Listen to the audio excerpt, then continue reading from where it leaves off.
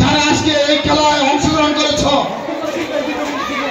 যারা অংশগ্রহণ করে উত্তীর্ণ হয়েছ, যারা উত্তীর্ণ হতে পারো না অংশগ্রহণ করেছ, দুজনকেই অভিনন্দন জানাই, শুভেচ্ছা জানাই।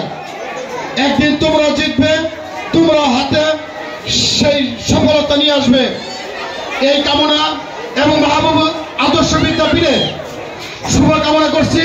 এবং আজকের প্রধান অতিথি যিনি এই পরিবারের প্রতি সব সময় যিনি খবর রাখেন, এই মাহবুবের পরিবারের প্রতি যিনি খবর রাখেন, আমরা জানি সর্বসময় তিনি এই পরিবারের খোঁজ খবর রাখেন। এবং আজকে যদি আগামী দিনে দেশ গঠন করে রাষ্ট্রীয়ভাবে ক্ষমতা আসে, আমি আশা করি আজকের প্রধান অতিথি এবং সভাপতি সহ এই স্কুলটাকে আরো উন্নতি করার জন্য আমাদের সকলকে, আমি বিশেষ করে সকলের পক্ষ থেকে আমি তাদের কাছে দাবি রেখে আগামী দিনে এই স্কুলটাকে কলেজে রূপান্তরিত হবে, উচ্চ বিদ্যালয়ে